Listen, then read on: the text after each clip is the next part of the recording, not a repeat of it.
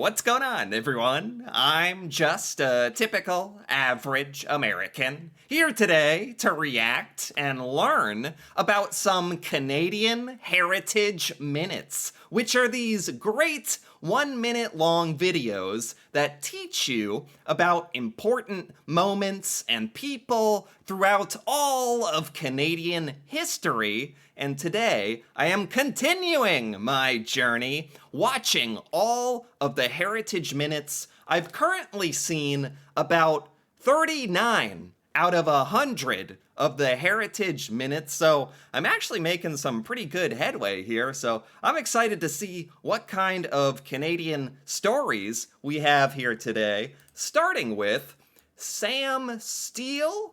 Or Sam Steely? I'm not exactly sure how you pronounce this name, but that is an awesome name. Sam Steele. Sounds like a superhero or something. This is the legendary Mountie evicts an American gambler. No way. I love when somehow an American makes their way into these Canadian Heritage Minutes about Canadian history.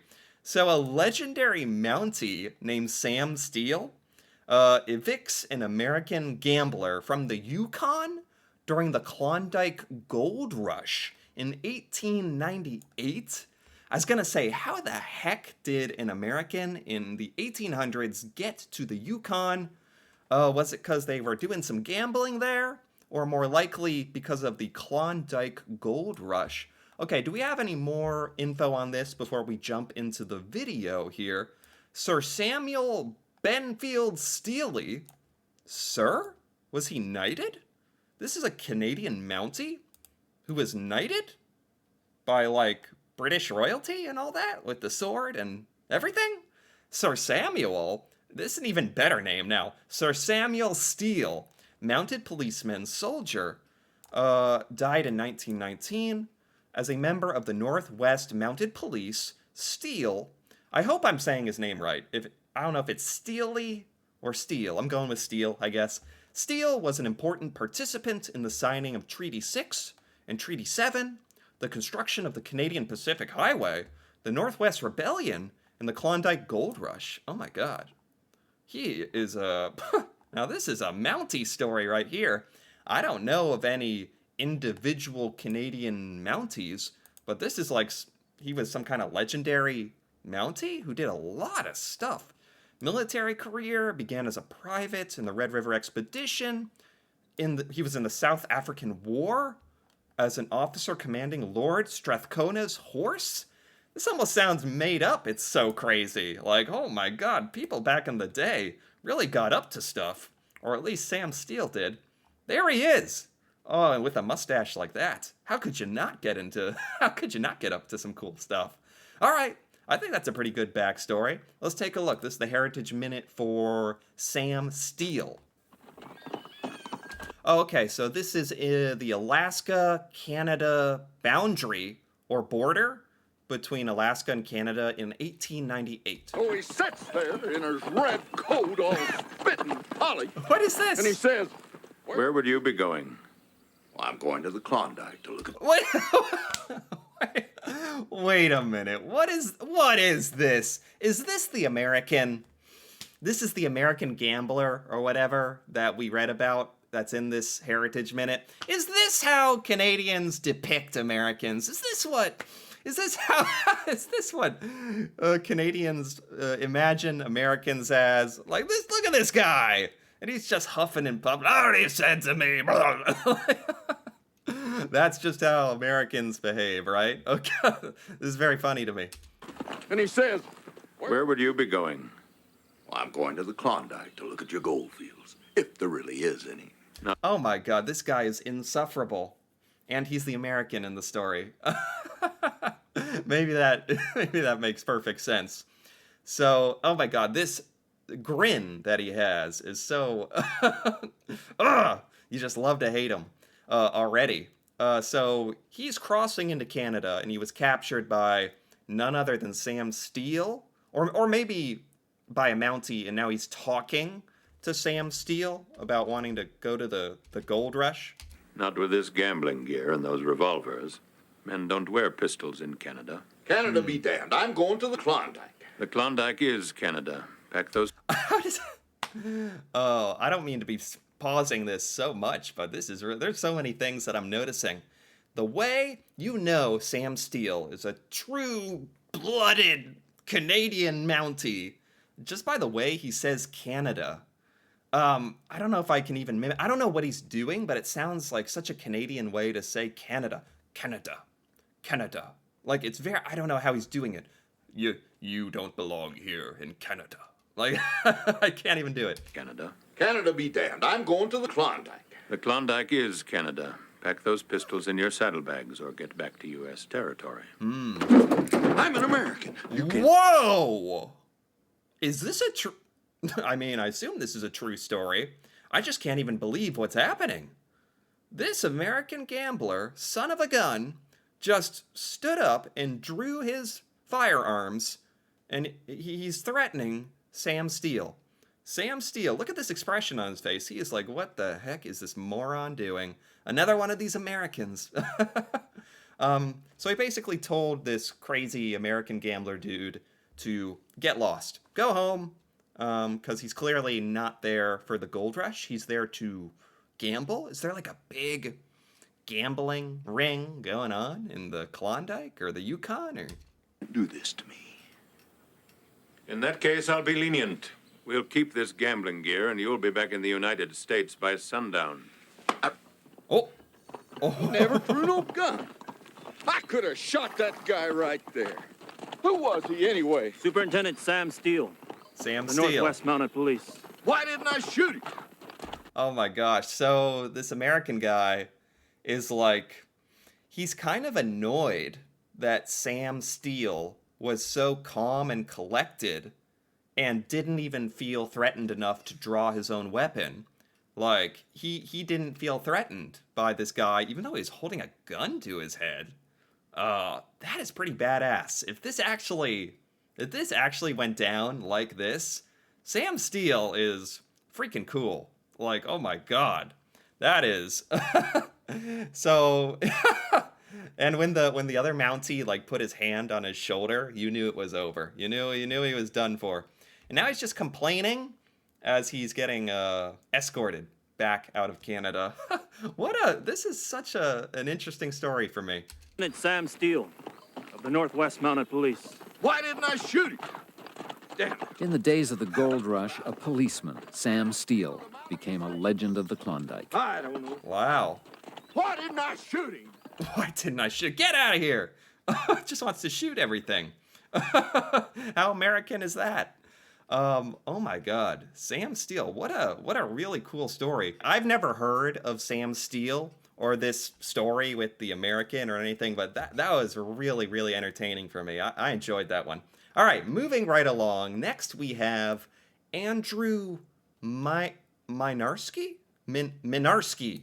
I've never heard of him. A young Canadian gunner, Andrew Mynarski, stays behind to save his friend in a flaming Lancaster bomber and dies in the attempt. What?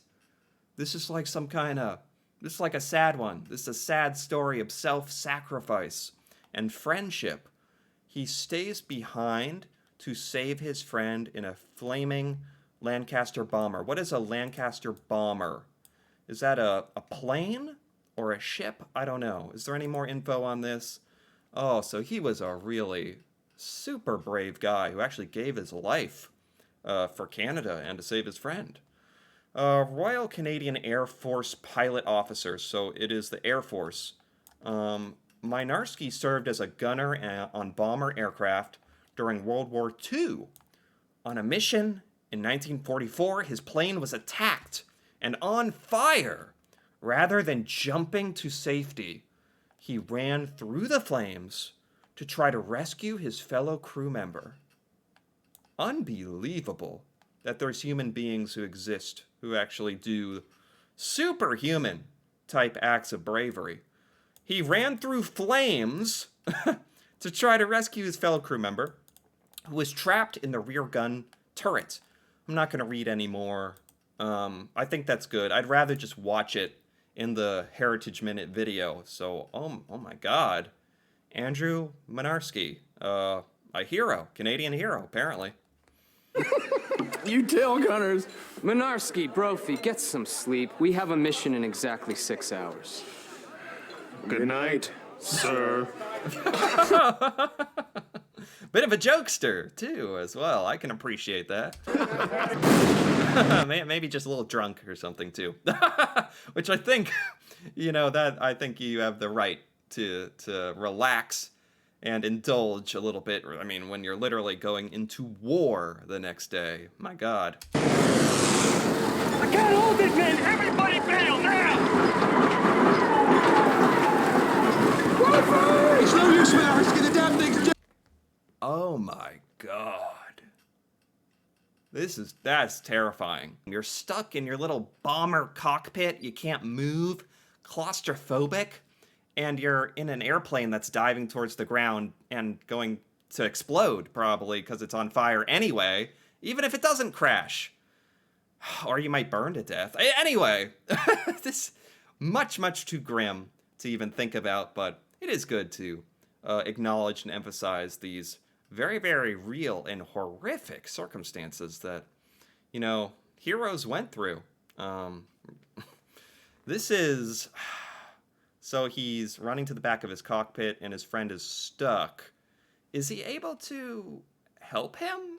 I don't think we... Did we see if one of them...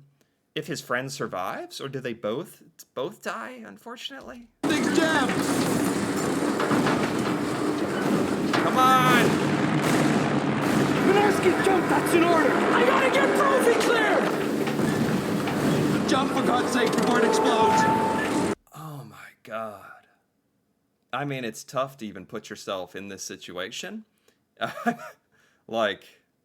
It's one thing to watch it in a dramatic recreation. This literally happened to them, this situation. That's crazy. So they're all actually yelling for him to get out. Even his friend, who is stuck, is being a hero in and of himself by saying, I'm dead. I'm stuck. Get out. You can save yourself, probably. And Andrew Mynarski says, no. Says no. What's he doing? What is he doing?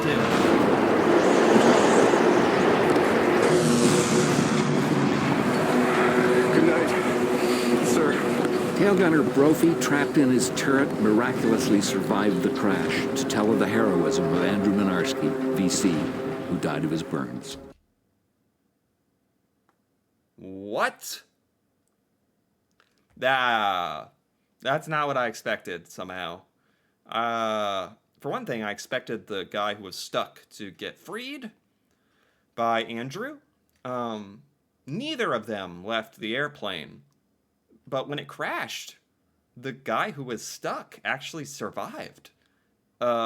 Which is very tragic in its own way, because that means Andrew Mynarski could have jumped out and tried to parachute to safety, and his friend would have been okay. Of course, you can't assume when you're dive bombing towards the ground, stuck in a metal tin can, that your friend is going to survive.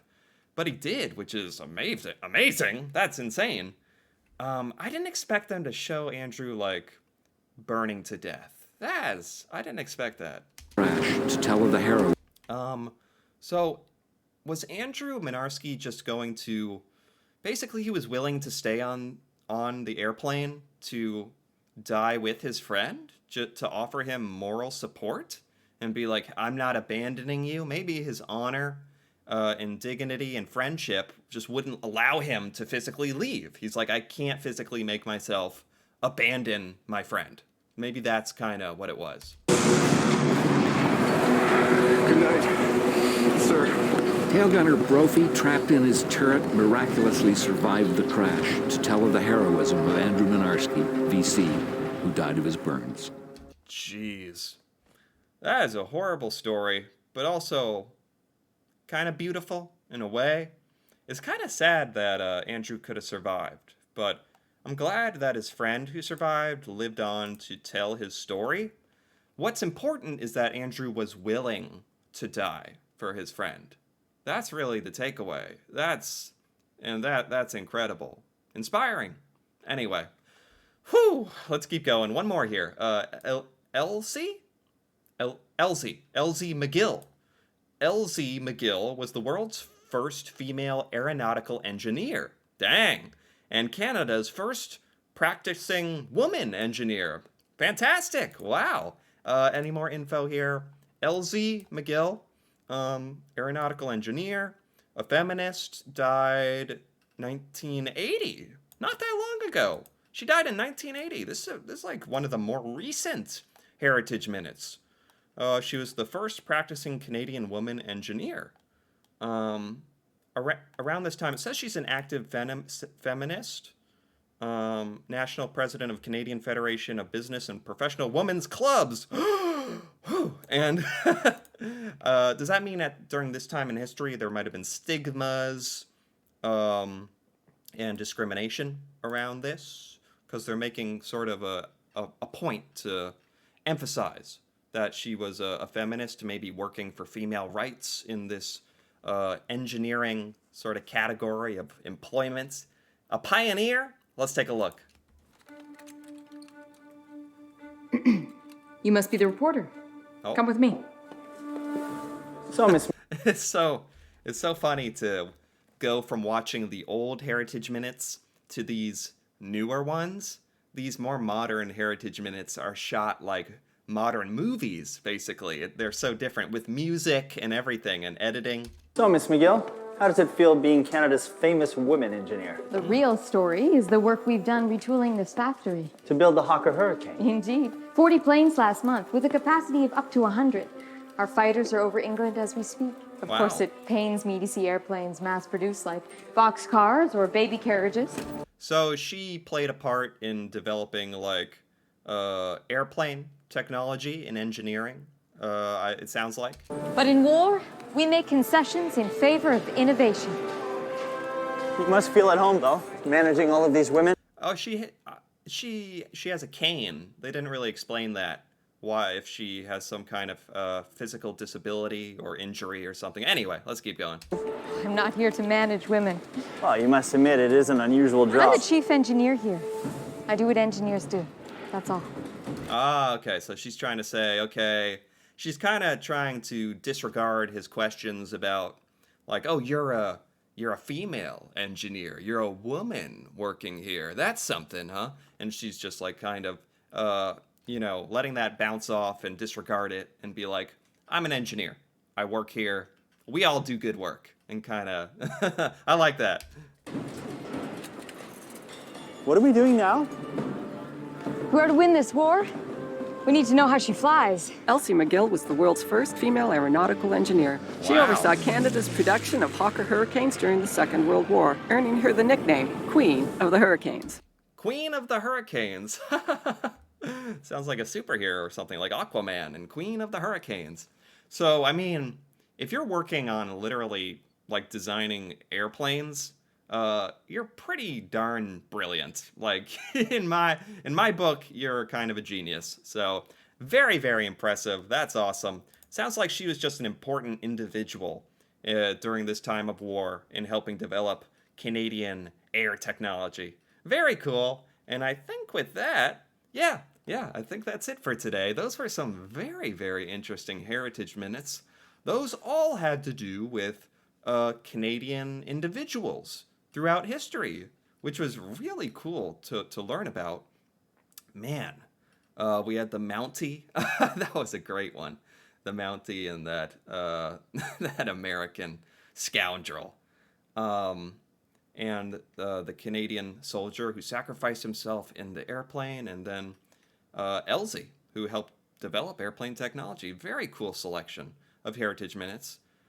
Great stories, actually. I enjoyed this quite a bit. Anyway, if you enjoyed this as well, feel free to give this video a like or leave a comment with your thoughts on any of these Heritage Minutes here today. And if you're interested in more videos like this, me reacting to Canada and Canadian culture and learning things and seeing things about Canada for the first time, feel free to subscribe for more. And until then, thanks for watching and see you next time.